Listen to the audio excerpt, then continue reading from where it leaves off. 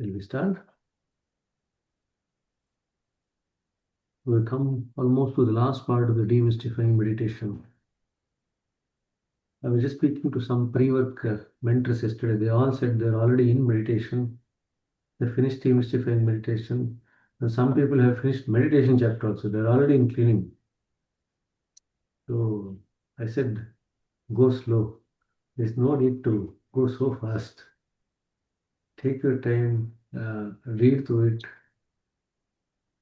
assimilate it, reflect on it, digest it, make it part of your practice, get ready for the exams, and then go forward. So there are so many things to be done. It's not just kind of just go on reading. So luckily, some of them were told you have enough time actually. So don't do the mistake of reading through once in 15 days and then saying that it's over. And then I'm going to prepare separately for the exam. Both these things should happen simultaneously.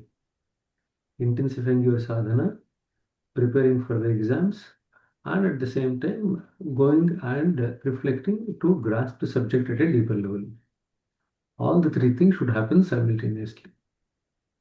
Okay. So shall we now read through this? I would say that to have so many trainers who are endowed with the capacity of transmission is unprecedented in the history of spirituality, said that. In the past, transmission was hidden. It was a completely esoteric art. Now it is freely available. That it remained hidden in previous times is not due to the selfishness of those who had the capacity to transmit. It's just that today's paradigm is different. So somebody asked the word, the meaning, what is paradigm? So here, today's paradigm is different means today's requirements is different. Humanity's evolutionary stage is different. Like we all have individually an evolutionary stage.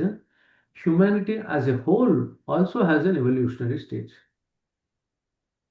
So it is now given to humanity at large to leapfrog humanity from one level of consciousness to the next level of consciousness. That is what is being tried now. Okay. So that is the evolution. So evolution can be at an individual level also. Evolution can be at a humanity level also.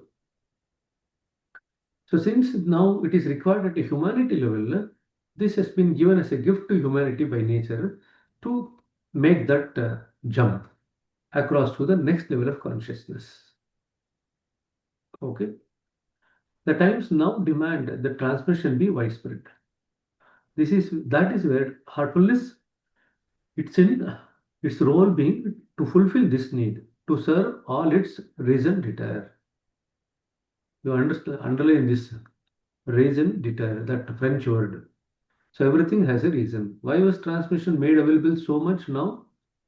Because that's the need of the time. As far as human evolution is concerned, as a whole, spiritual service must be selfless. We could never think of charging for transmission. That would be sacrilege. Babaji used to say that he received all that he got from for free. So he's freely giving away all that he had. God is not for sale. He has no price. If he did and if you could afford to pay it, then why would you need him? If anybody ever asks you to pay for spiritual service, ask them that question. Okay. Um, that is one aspect. But look at it. To build ashrams, to have the trainers, to train them, to prepare the work ahead for the mission, all these things require money. On one hand, spirituality is free. But on the other hand, even to spread spirituality requires money. So it's a balance between these two.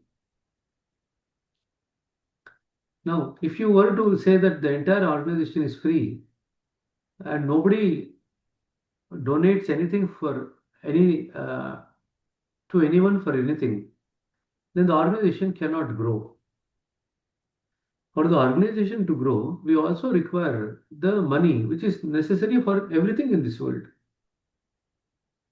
So that's where sometimes the voluntary donations or the purchasing of the books, one of the means that was devised by Babuji and Lalaji was that books would be published, which will be useful for the seeker's journey, and the purchase of the books used to kind of get some amount of money to the organization, and that would be used to grow the organization. This was one of the things that they had actually set up.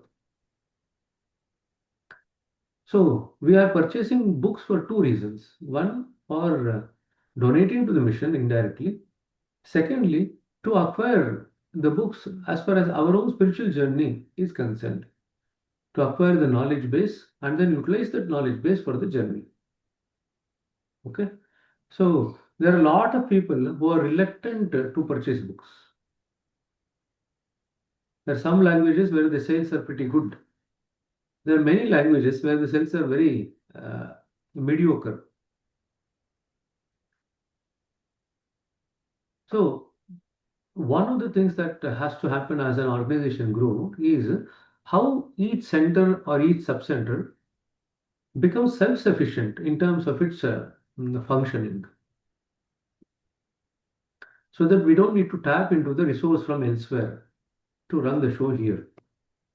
And that's very, very important. So there again, we don't shy away from money for making use of it for spirituality, but we don't tend to get attached to it, nor we tend to accumulate it. No attachment, no accumulation. But what is necessary for a work to be accomplished, please utilize it. That would be the motto of approaching the money. Okay. My dream is for all spiritual movements to unite together and benefit from this transmission. I always say that there is no need for you to leave your religion or spiritual traditions. Transmission is for all of humanity. You see, regardless of your religion or culture, you can meditate with transmission. It does not matter whether you are a Christian, Muslim, Jew, or Buddhist. Transmission will only enhance your faith. You see, faith is the result of our experience, and transmission is the giver of experience. Again, underline that. Faith is the result of experience, transmission is the giver of experience. So, how can transmission work against any faith? Whatever faith you have, it just enhances it by giving you a better experience of that particular faith. That's all it is. However, no matter how highly we may speak of transmission, it can only be truly appreciated through direct personal experience. Words will never capture its essence. The attempt to grasp transmission intellectually is trying to intellectually understand the taste of a peach or mango. Is it possible to convey the experience of eating a peach or mango to someone who has never tried one? You can describe the shape, the color, the texture, and the scent, but until you eat one, you won't know anything about it. So, eating is like meditation.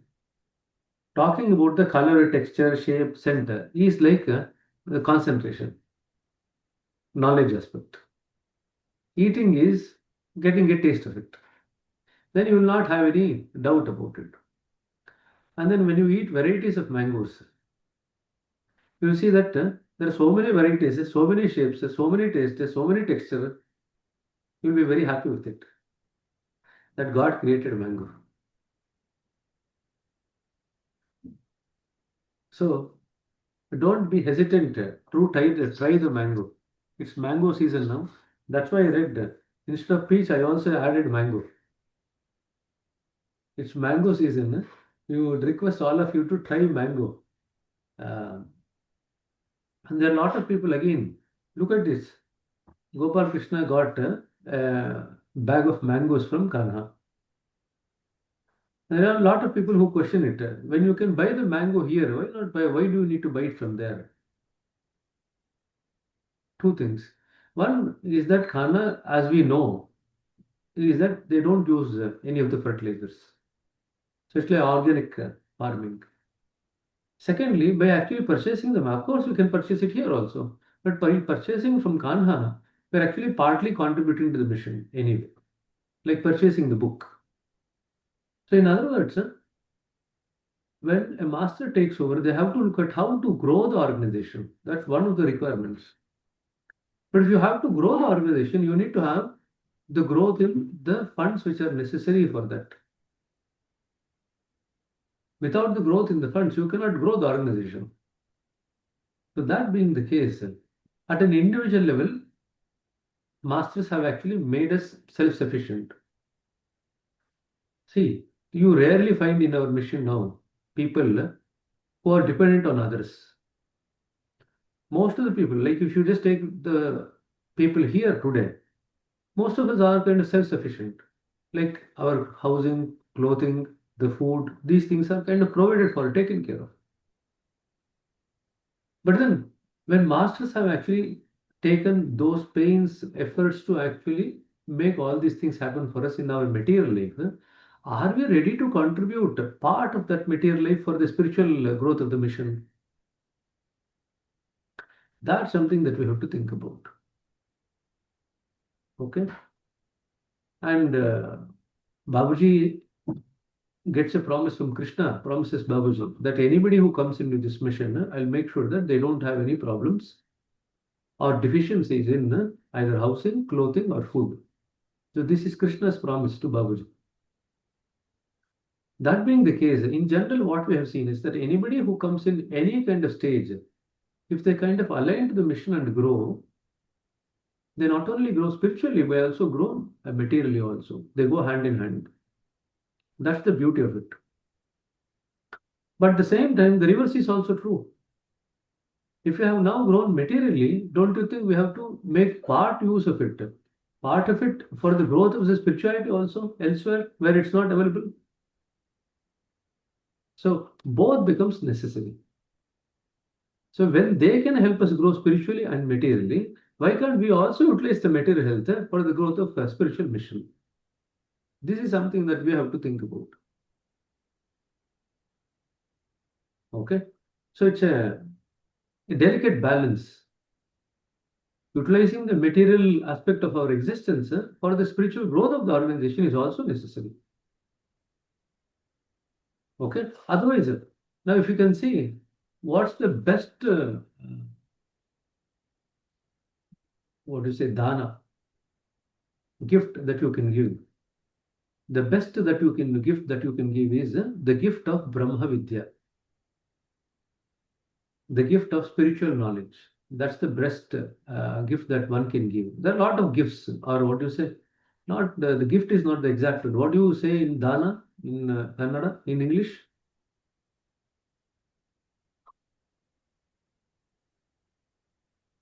Annadana, Shramadana, Pustakadana. You know, you use the word dana, no? I'm not getting the exact equivalent in English. There's something like donate, but I don't think that's the right word. Donate does not Offering, Offering. offering. offering is So, what's the best offering? The best offering is a spiritual offering. You can offer anything. You can offer books, you can offer food, you can offer clothes, you can offer space, you can offer many things. But the best offerings is the spiritual offering. The spiritual offering is what is called as Brahma Vidya Dana. If that is the case, when we are offering the Brahma Vidya Dana, don't you think when we actually utilize the material wealth for creating the conditions under which the Brahma Vidya Dana can occur would be the best use of the money? This is something for us to think about. The best use of the money is to create conditions under which the Brahma Vidya Dana or the spiritual offerings can become easily and freely available to everyone. That's the best use of the money. That's the masters have blessed on us. So they have taken care of so many aspects of our life. So I think it's also a part of our duty to take care of all that what they are wishing for is the growth of the mission so that the transmission can reach as many people as possible. And I think we need to contribute from whatever we have got. If we have got something materially, let's contribute from that realm. If you've got something spiritually, let's contribute from that realm. Whatever whatever our learnings, let it contribute. Whatever our earnings, let's contribute. They don't expect you to do it everything. part of it. So in that way, uh, drop by drop, we can actually build this entire system to spread to everyone across the face of the earth. That is what the necessity of the time. Okay. So please go and enjoy varieties of mangoes. In Bangalore, there will be a mango mela. Don't miss out. Go there, purchase lots of varieties of mangoes and enjoy. Okay. If you people feel that you are having too many mangoes, don't feel bad about it. You please message me.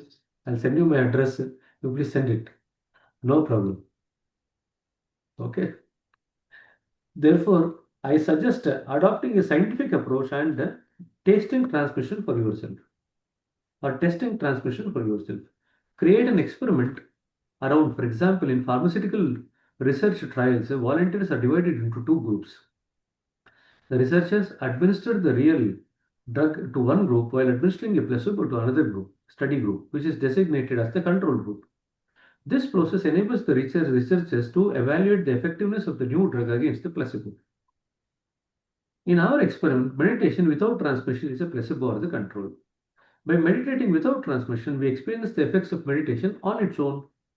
The next step in the experiment is to connect with a heartfulness trainer and meditate while receiving yogic transmission. Having meditated first without transmission and then with transmission, we become able to compare the two experiences. You see, I do not want people to take my word for anything that I have said about transmission. Try it for yourself and arrive at your own conclusions. Okay, this is as far as the demystifying meditation. It's a wonderful chapter. So many points have been clarified. So many subtle points. In fact, one of the points that we read yesterday morning, we discussed in the late night preceptors meeting also. I just read that one line to them and say, see, this is written in heartfulness way only. And then some people express shock. Oh, we thought it other way, but this is what is written. So, and homework was given to them. Okay, now if this is how the sittings work, look at it. What are the factors which contribute to the effectiveness of the sittings from the preceptor perspective and the effectiveness of the sitting from the Abhyasi perspective? Because there are two people involved. So, anyway, lot of learnings. So, we have finished this chapter now. So, let's take a pause for a minute or two. If you want to ponder and ask any question or any doubts or clarifications, you can take your time before we jump into the next chapter.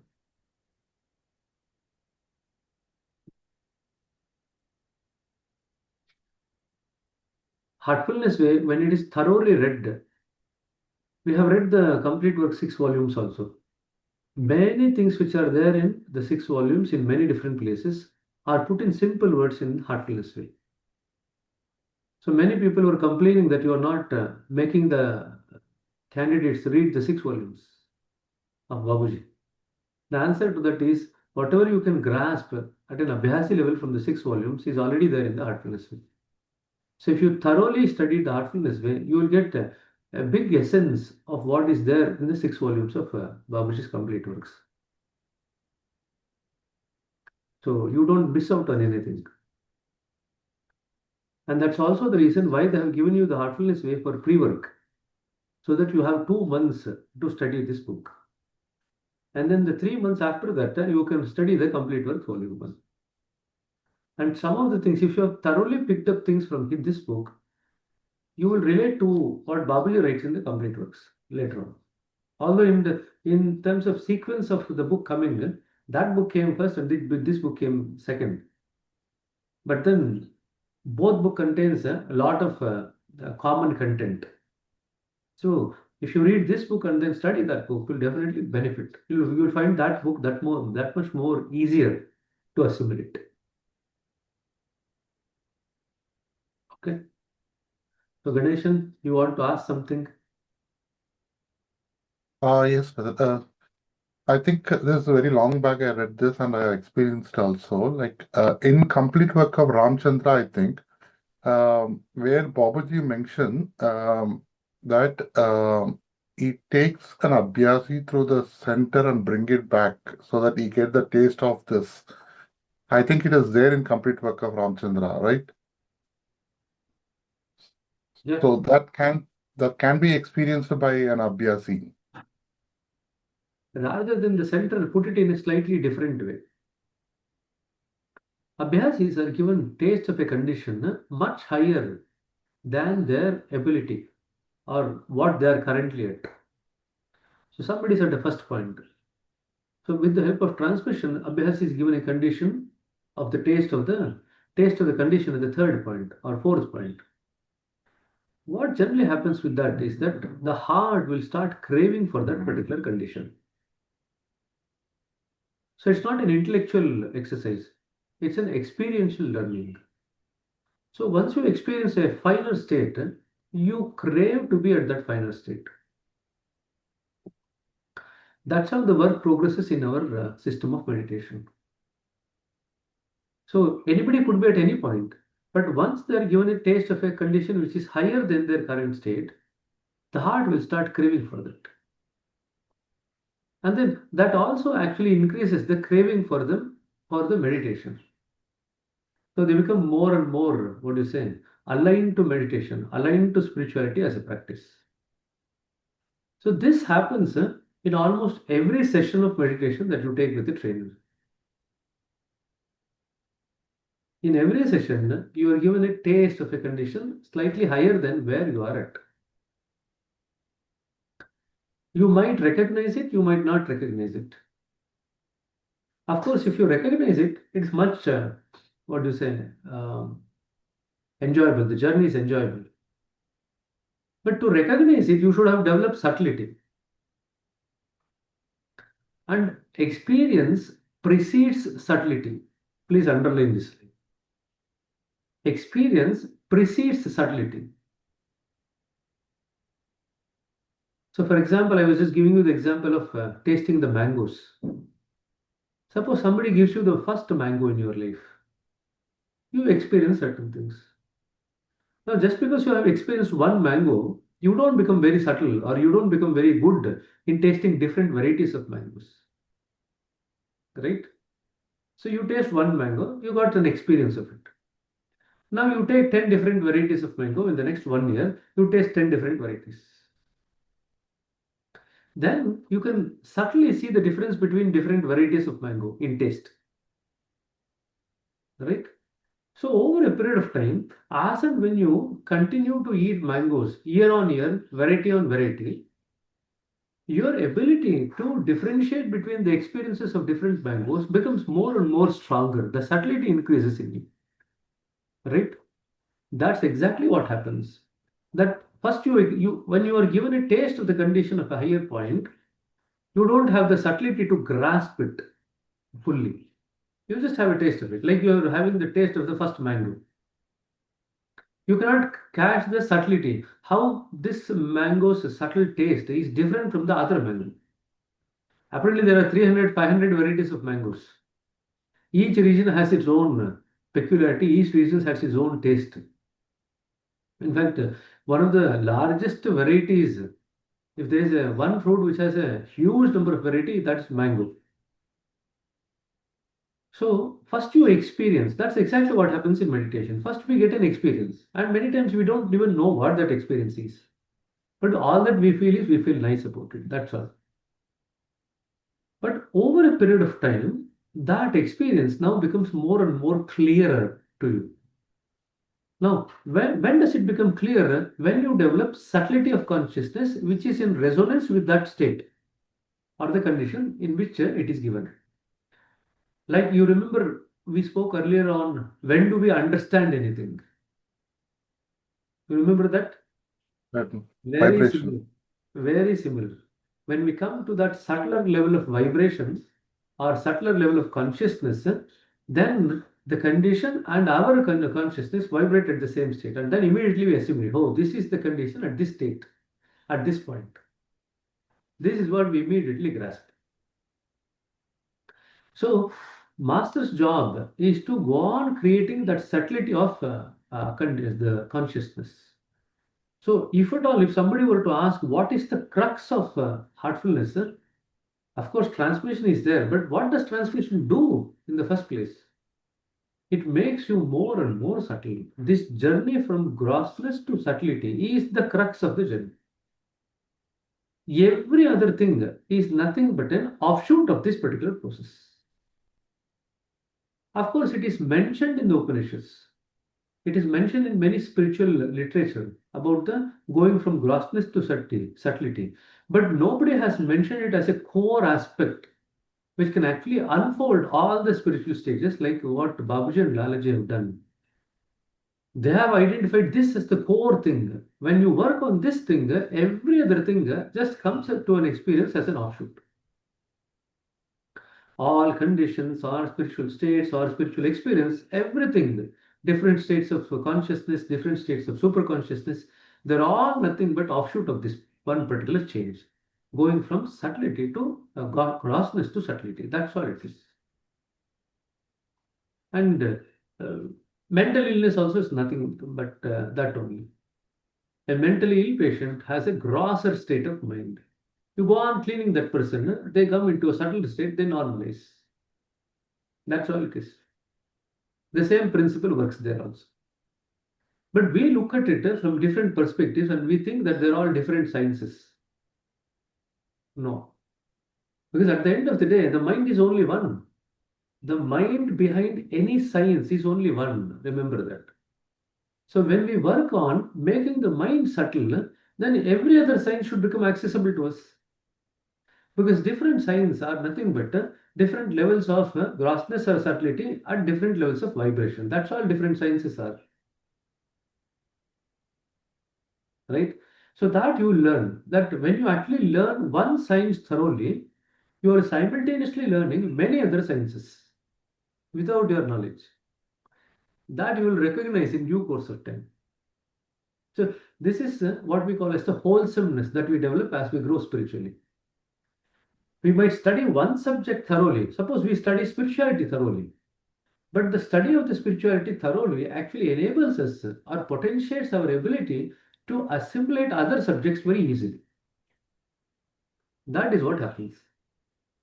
So spirituality potentiates every other aspect of learning. Now, what is the name that you give? It is different. You can call it physical science, you can call it mechanical science, civil science, you can call it biological science, you can call it molecular science, data science. How does it matter? The principle is the same, the mind behind is the same. Okay, that is why Upanishads ask this question: what is that knowing which you know everything? And spiritual science is that basis. By knowing this, you can learn to get potentiated to know everything. Of course, initially, we think that we'll get to know everything one after the other. That's not what spiritual science enables you to do. You get to know everything at once. Okay, there are two of these sentences I want you to keep in mind. What is that knowing which you know everything at once? If you know reality, then every other thing that you see is nothing but an aspect of reality. We spoke about the absolute reality and the relative reality. Once you get in touch with the absolute reality, you will see that relative reality are nothing but the modifications in different ways of the absolute reality only. Okay, that's one thing. Second thing is, Upanishads talk about if you know Brahman, you become Brahman. In Brahman, there's no question of knowing and becoming being two different things. That's one thing. If you know Brahman, you become Brahman. So that's like if you have known that you have eaten the food, you become the food. The food is automatically digested and you become the food eventually. You know that you have eaten the food. And the food goes to the stomach. What happens to the food in the stomach? It automatically becomes part of you. You don't do anything else after that. Once you put the food in the stomach, it becomes part of you. So Upanishads talk about knowing as being equivalent. It does not talk about this formula in any other realm. Only in the spiritual realm, in the study of the Brahman, it says if you know Brahman, you become Brahman. That is why the path of knowledge is emphasized a lot, at least till for liberation. Now, what is the role of knowledge as far as going to the center is concerned? That's a different issue altogether. But as far as liberation is concerned, knowing is like being and becoming. But Babaji emphasizes liberation is a very small attainment in the spiritual ladder. It's only the first rung of the ladder. So the spiritual ladder has so many steps. We have climbed the first step and we think that we have finished climbing the ladder. So that is what happens. Okay. So these two things were kind of just going on since yesterday in my mind. So I thought I'll just share that also. Go ahead, Ganesh. You want to ask something else? No, uh, I want to listen to what you want to share. So our knowledge base should expand. What is the difference between knowledge that is held in the mind versus spiritual knowledge? Any knowledge that is held in the mind, once it is digested and comes for use in your practical day-to-day life, that is spirituality being applied.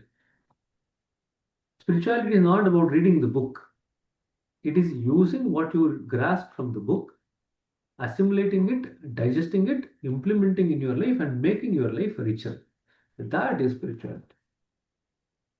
So nobody can say that I'm practicing spirituality without feeling the richness getting added to their life. And our job is to convey this message to everyone, every human being who requires meditation, who requires spirituality. Every human being who is there on this earth requires meditation and spirituality. Not only of the current generation, but of all the coming generations also.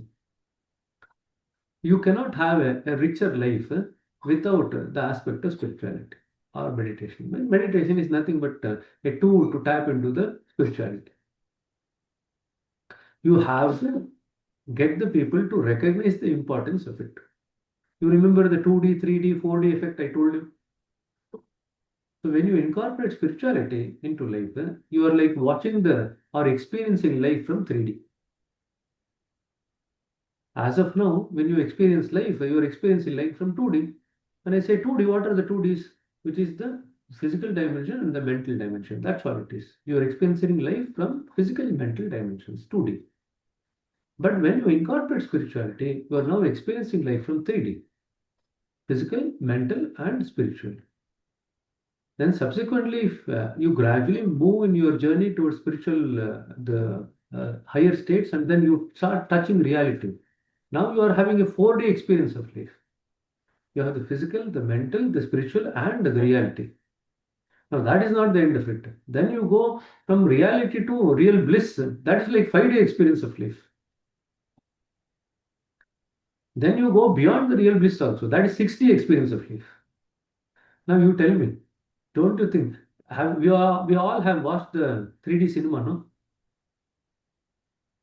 Don't you think there is a big difference in the way that you experience a 2D cinema versus a 3D cinema? No, nobody can dispute that. If that is the case, how can they dispute the incorporation of spirituality and the life becoming a 3D experience or a 4D experience? Once they grasp it, they will never dispute it. And that is what is Gnana. Gnana is experiential knowledge. Now, if somebody were to ask you, now tell me how the 3D cinema experience will be like, can you describe it to them? And even if you describe to the best of your ability, do you think that they'll be able to grasp that experience? No. But take them to the cinema, would give them that goggles and ask them to experience the 3D cinema. Then they will not ask any question. They're happy enjoying the movie. Right? So once spirituality becomes part of our life, we will not ask any question. We are now enjoying the show of life right in front of us in all different dimensions 3D, 4D, 5D. And that's the beauty of it. Nobody will ask any question. Where is the time to ask question when you are enjoying the movie? If you are watching a movie very, what do you say, interestingly, do you think they are going to ask any question to the next person? Your eyes and your entire system is glued to it. That's how life will be. Your entire system will be glued to watching the drama of life unfold right in front of your eyes. And array, you have to pay money to go and watch movie. Stand in the queue to buy the ticket and watch. Array, this movie that God has given you is there 24 hours every day till you are there. Why not enjoy this movie? But for that enjoyment, you need to develop that goggles of spirituality. Here, there is no goggling. Here, the goggle is change in our own state of consciousness, the subtlety of consciousness. That is all it is. Then you can move around these 6Ds. If you feel that I don't want to look at this movie from 6D, I want to come down to 2D and watch it, you can come down to 2D. Then, if necessary, you can go back to 6D again or 5D again. This ability to move up and down the ladder. When we have a ladder at home, don't you think we have the ability to move up and down? Likewise, we have the ability to move up and down the different levels of subtlety of consciousness. And this aspect is called as flexibility of consciousness. Okay. So we might be at a higher point, but if it is necessary for the sake of work, we need to come down to lower point, we should be able to come down. Why not? Do the work at that level, go back to the higher level and be there. So it's like we develop an ability to move up and down the consciousness across different levels of subtlety of consciousness. This ability is called as flexibility of consciousness. Okay. So there is a lot of what you say treasure hidden just in our own heart. And what we are now learning is the ability to tap into that treasure. And you people are happy just knowing about the treasure. We have not even tapped into the treasure as yet. You are just getting to know that there is a treasure and all these varieties are there in you only. And you are feeling very happy about it. Just imagine how much happy you will feel when you tap into the treasure itself. Ganesh is imagining in his mind, how will it be like to tap the treasure? Bharat is gone to tap the treasure. Bharat is, why wait? He's already told about the treasure. Let me start digging. Okay. So this whatever we discussed today, no, very few people actually know about this, the importance of spirituality and meditation. That's why we say meditation is the royal road to divinity. It is a royal road. It is full of pomp, full of splendor, divine splendor. And that takes you to the highest of divinity, which is reality, and then beyond that. So that's one way of describing meditation. Meditation is the royal road to divinity, and eventually reality and beyond. Okay? Sorry. One question. Go ahead. You gave this how spiritual existence that grow in me. How You spiritual asked for a existence? question that grow in me. I have some answer, whether it's correct or not. Deepening connection with the source, practicing compassion and empathy, and self-awareness. All of these and more. Uh, Every aspect of the divine descends into our heart as we go deeper and deeper into spirituality. Because after all, when we go deeper into meditation, where are we going? We are going towards divinity only. When we go towards divinity, what are we actually grasping? What are we getting? We are getting the divine qualities manifested in our heart. Once it manifests in our heart, we manifest it outside also with other people. That is what is supposed to happen. Okay? So, where are the divine qualities embedded then? The divine qualities are embedded in different levels of subtlety of consciousness. So when we move to different levels of subtlety of consciousness, we we absorb different divine qualities. That is what we call as the conditions at different points, spiritual points. The conditions at different spiritual points are nothing but the qualities, the divine qualities, which are embedded at different levels of subtlety of consciousness. That is all it is. Okay. So your answer is correct, but it's only part of the answer. There's a lot more to the answer. So every condition that you get in every point is also part of the answer. Okay. So because when we get a particular condition experienced at a particular point, that now energizes us to move to the next point. Work on every chakra unlocks the hidden energy. We assimilate that energy and then we become ready to move to the next energy, the next point, the next spiritual point. We go there and then we unlock that chakra. Again, energy is released. We absorb that energy, move to the next chakra. That's how the work progresses. Okay, we don't, in our system, why do we progress very fast? Because we don't create anything new, we don't add anything new. We develop the ability to tap into the energy which is already embedded in us. We absorb it and then move to the next point. So that's why the journey is pretty fast. Okay. 7:19. I wanted to finish before 7:20. So we have finished successfully 1 minute before. Okay. So we will catch up again tomorrow morning at 7:30. Okay. Have a nice day and namaste to all of you. Okay.